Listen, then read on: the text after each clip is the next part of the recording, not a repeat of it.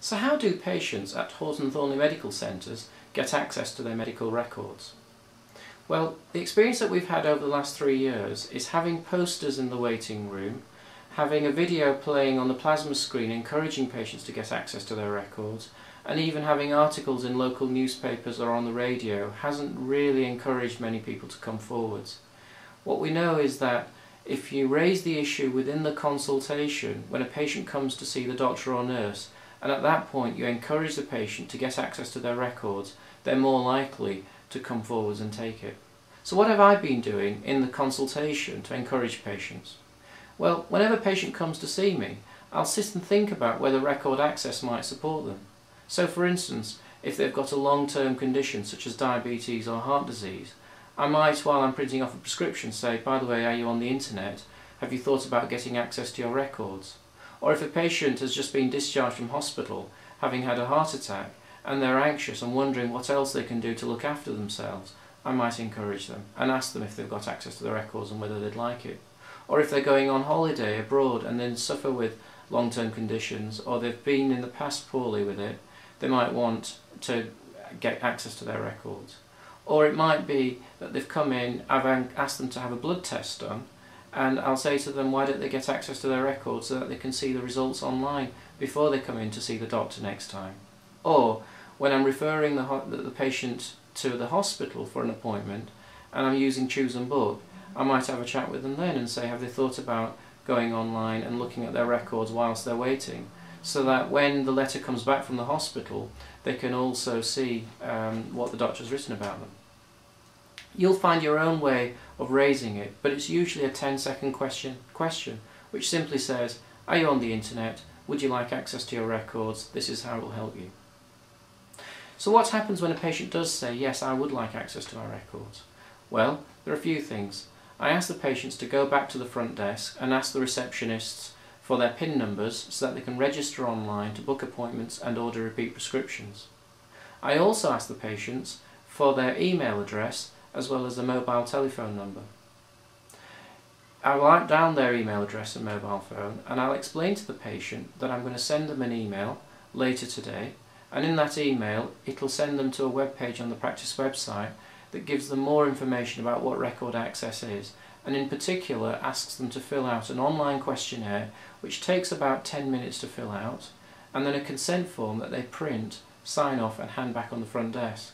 I specifically ask them if they've got a printer, because if they haven't, then they can ask the receptionists for a form that they can then sign and hand in once they've filled out the online questionnaire.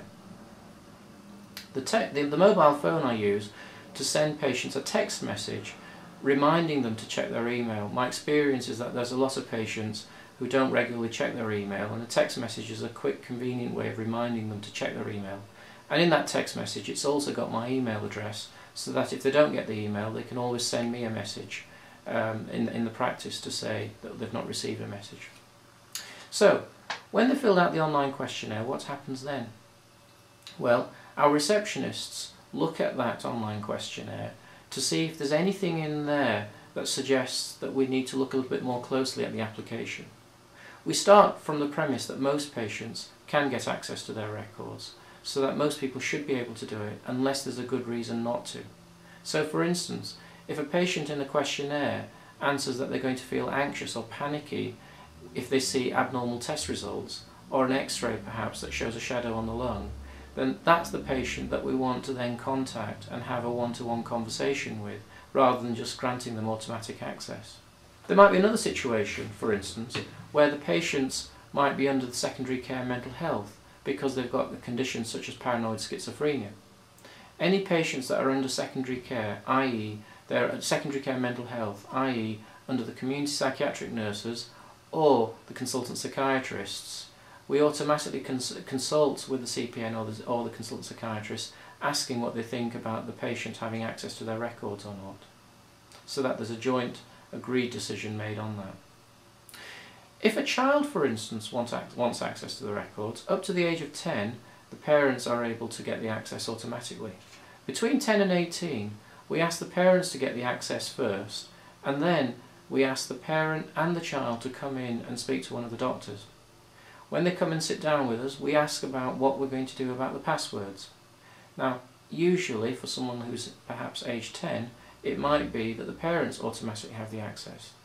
But for instance, a 14 or 15-year-old girl who maybe perhaps wants advice about contraception, it might be more appropriate and agreed beforehand that she's now capable of getting her own passwords that she has on her own. I prefer this to be a joint decision between myself, the child, and the legal guardian. Of course, if the child wants access and doesn't want their parents to know about it, that is granted, as long as they are GILIT competent. But at least there's a process which is open and transparent, that we know, that the patient knows, the child knows, as well as the legal guardian as well. There is also the situation where patients might see third-party data or harmful data, and in the questionnaire that we fill out, we ask the patients to fill out, we ask them that they might see such information and this might upset them, and what should we do about it? If they turn around and say yes, that would upset them, then again we'll have a conversation with the patient asking them what I should do about that, because it's not possible for me to strip out such data with the system that we have at present. And usually, and up till now in every single case when this has happened, the patients have agreed that overall, on balance, it's better for them to be able to access the information, even if it means that they see third-party or harmful data, but on the proviso that if that's the case and it upsets them, that they come in and have a chat with us to find out what we can do about it. We are here to help rather than hinder. If the reception staff also, who actually process the requests, look at the record and see something that they think might upset the patient, for instance, there might be someone in their 70s who had a termination of pregnancy 50 years ago, back in the 1960s, when it was a taboo subject, then that's the sort of situation where they might turn around and say that they ought to come in and have a chat with the doctor first. I've had a few occasions where this has happened. The patient has come in and they'd completely forgotten that they'd had a termination in the past.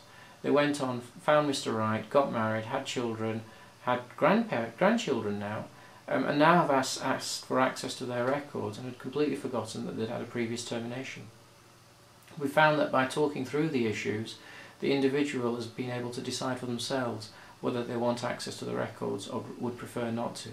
The important thing is that although it's a joint decision, the patient is able to make their view known and determine whether they should have access or not.